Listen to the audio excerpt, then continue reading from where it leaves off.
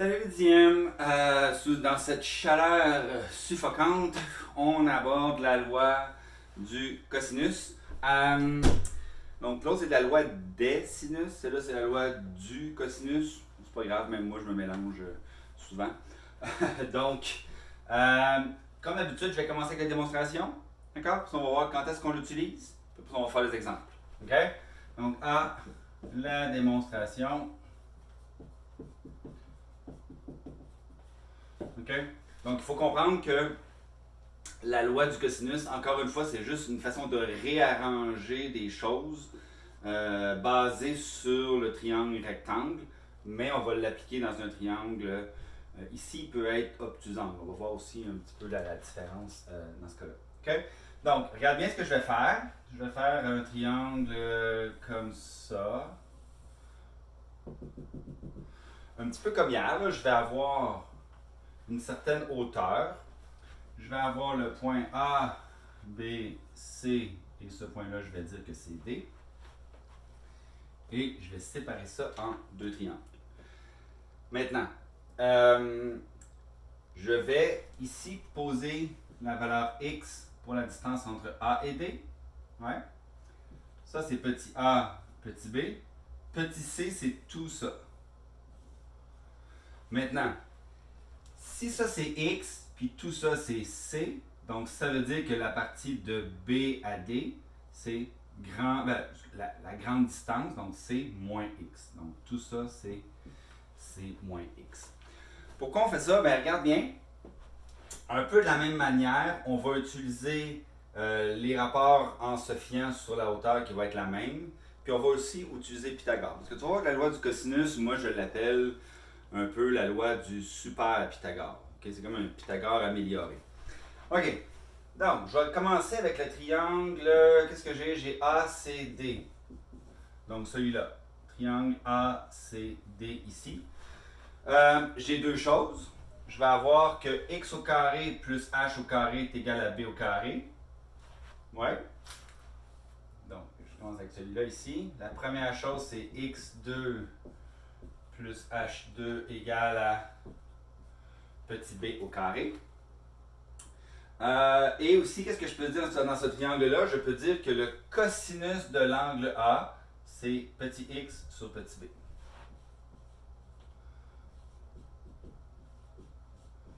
C'est le rapport du côté adjacent sur l'hypoténuse. Bon. OK, je garde ça en banque. Je peux quand même essayer d'isoler ici. Là. Je vais isoler x. D'accord? Donc, je vais simplement prendre le b. Je vais multiplier par b de chaque côté. Donc, je vais avoir x et b égale à b fois cos de a. Puis c'est ça. OK.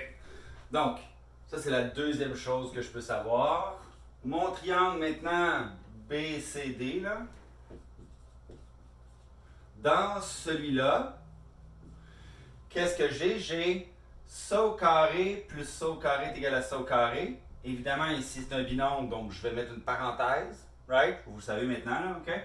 Donc, comment je vais écrire ça? Je vais dire h au carré plus c moins x au carré est égal à a au carré. Right? Donc, on a ici un binôme au carré. On sait que ça va donner un genre de trinôme carré. Parfait. Donc, je vais avoir H2 plus C2 moins 2CX, OK, plus X2 est égal à A2. Je commence à manquer de place sur mon petit tableau. Donc, je le lis là si vous ne voyez pas bien. H2 plus C2 moins 2CX plus X au carré égale à A2. Là, ici, on va faire des petites combinaisons. Vois-tu, ici, j'ai X2 plus H2. Ici. Vois-tu, j'ai H2 plus X2. Donc, je vais aller les mettre ensemble, ces deux-là. OK? Donc, regarde bien, là, je vais dire H2 plus X2. Je vais juste les mettre ensemble, ici. OK? Après ça, je vais mettre plus C au carré moins 2CX. OK? Et je vais venir remplacer ici. H2 plus X2. Bon, en fait, là, je l'ai mis dans l'autre sens, là, excusez, là. Ça, c'est B2. B au carré. Ensuite, ça, plus C au carré. Moins 2, c'est x. X, c'est b fois cos de a. Oh, tout ça, c'est égal à a au carré, là. Pas j'oublie, là. Donc, moins 2, c fois b cos a. B cos a égale à a au carré. OK, on s'approche un peu de la loi du sinus. OK? Donc, regarde bien, la seule chose que je vais changer, c'est que je vais, le C fois B, je vais écrire B fois C. Juste une question d'élégance ici. OK? Donc, regarde bien ce que ça donne. Je vais l'écrire dans l'autre sens. Je vais dire A au carré est égal à B au carré plus C au carré. Donc, vois-tu, déjà, ça ressemble un peu à Pythagore, là. OK? C'est comme un... Il y a comme un lien un peu avec ça. Moins 2. Et là, au lieu d'écrire CB, je vais écrire BC. Juste une question d'ordre, tu vas voir pourquoi. Fois cos de A. Et si tu regardes bien, j'ai mis un C majuscule ici. Pourquoi? Ben, à cause qu'il y a petit b, petit c fois cos de A, là, donc pour bien distinguer les deux ici. Ben voilà. C'est notre cos de A. OK? C'est notre loi du cos pour A. Si on faisait la même chose avec les autres, regarde bien là, puis je veux que tu analyses la formule. La formule dit, je prends un côté au carré, c'est égal à la somme du carré des deux autres côtés. Donc, A au carré est égal à ça au carré plus ça au carré. Moins 2 fois, mais regardons ça, c'est encore BC. Hein? J'ai BC ici, BC ici. Puis le cos, c'est l'angle qui est en face du côté qui est ici. Donc ça va avec ça. Puis ça va avec ça ici. OK? Alors, je vais te montrer un peu qu'est-ce que tu aurais trouvé si tu avais fait la même chose, mais au lieu d'écrire ici x2 plus h2, tu avais fait une autre hauteur dans ce sens-là. OK? Donc voici ce que tu aurais trouvé. Tu aurais dit, OK, petit b au carré, maintenant on va y aller avec la logique. Petit b au carré, ça devrait donc être la somme des deux autres côtés. Donc ça veut dire A2 plus C2. Moins 2. Ici j'avais BC parce que j'avais BC ici, donc j'ai AC ici, je vais écrire AC. Et le cosinus ici fois cosinus de l'angle qui est en face du côté que je cherche. Cos de grand B. C'est important là, parce que la loi du cosinus, oui, tu vas avoir ça, tu as le droit de consulter ça si tu veux, mais il faut aussi la comprendre, la formule. OK? Et là, si tu as C au carré, ça va donner quoi? Ben, encore une fois, A2 plus B2, les deux autres côtés, moins 2, je reprends les deux mêmes, AB fois cos de l'angle qui est en face, grand C. Et donc, tout ça, c'est la loi du cosinus quand on cherche une longueur.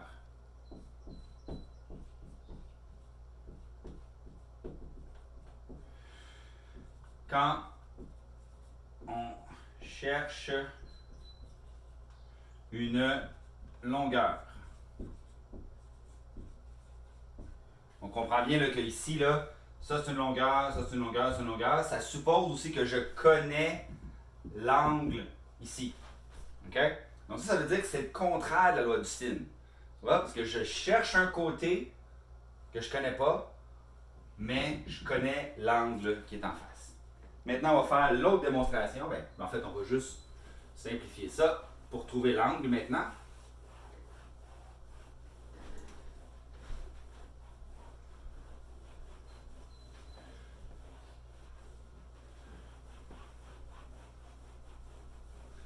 OK. C'est tellement humide. Ça colle. Bon. OK. Quand on cherche un angle,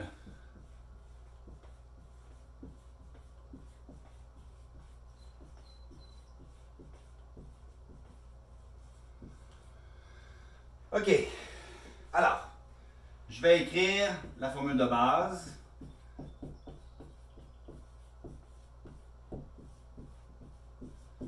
OK? Donc, à partir de cette formule-là, je vais juste la réécrire, la transformer, mais je vais essayer d'aller isoler cos de A. OK? On va voir si ce crayon-là va être un peu mieux. Donc, comment je fais pour isoler? Je vais prendre le groupe qui est ici, là, moins 2BC, puis je vais l'envoyer de ce côté-là. OK? Lui, il va aller par là, ici. Donc, il va devenir positif, il va devenir plus 2BC cos de A. Puis, je vais prendre le A au carré, je vais l'envoyer de ce côté-là, puis il va devenir moins A au carré.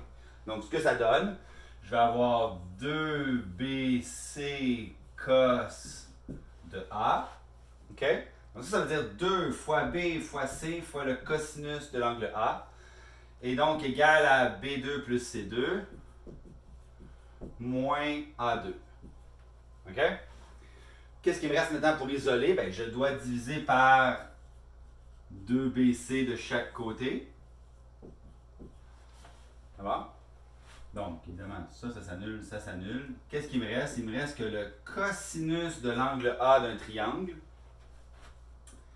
est donc égal à B2 plus C2 moins A2 sur 2BC. OK? Vous n'êtes pas obligé de l'apprendre, celle-là, OK? Donc, mais moi, ce que je faisais même il n'y a pas longtemps encore, là, je n'enseignais pas cette partie-là.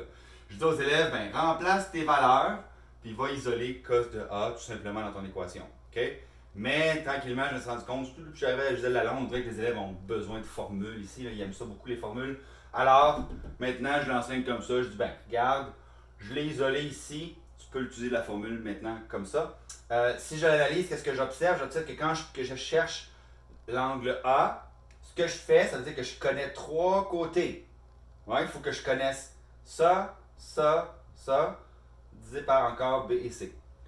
Ce qui est important de remarquer, c'est que le seul qui est négatif, c'est le côté qui est opposé à l'angle A. Donc, ça veut dire que tu fais la somme des deux côtés au carré, moins celui qui est en face, divisé par 2 fois les deux autres côtés. OK? Si je traduisais maintenant pour cos de B, là, mettons je ferais cos de B, ça voudrait dire quoi? Ben ici, ça voudrait dire que j'aurais A2 plus C2, donc les deux autres lettres que B, moins B2, divisé par 2AC. Puis là, ben, cos de C, si on le fait, on essaie de le... OK? Si tu veux t'arrêter, tu peux faire pause. Essaye de l'écrire par toi-même, voir si tu es capable de l'écrire. Fais pause. C'est bon. OK, on continue. On va voir si tu l'as réussi. Donc, ça veut dire que je vais avoir quoi? Je vais avoir A2 plus B2 moins petit C2 sur 2AB. Et ça, si tu veux, là, c'est pour trouver un angle.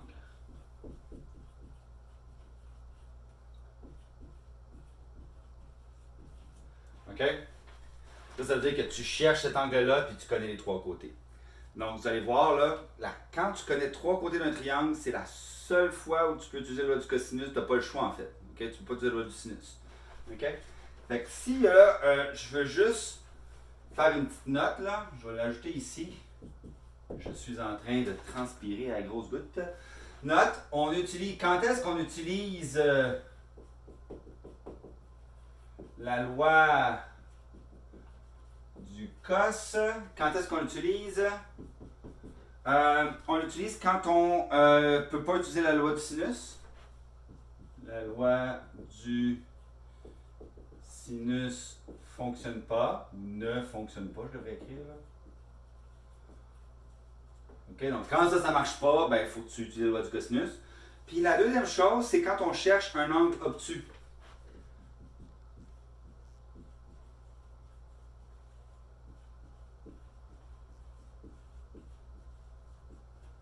OK? Puis en fait, même la règle, c'est quand il y a un angle obtus, puis tu veux le trouver, là, passe par la loi du cosinus. OK? C'est le seul que tu es garanti de trouver la bonne réponse. Sauf que généralement, la plupart de tes triangles vont être acutangles, mais ça pourrait arriver là, dans différentes situations que tu aies quand même un angle obtusant. Je vais arrêter là. Je vais faire une pause pour ma première vidéo. Je vais me essuyer le front parce que je suis en train de dégoûter. Et je vais faire une deuxième vidéo pour la suite après. OK? À tantôt.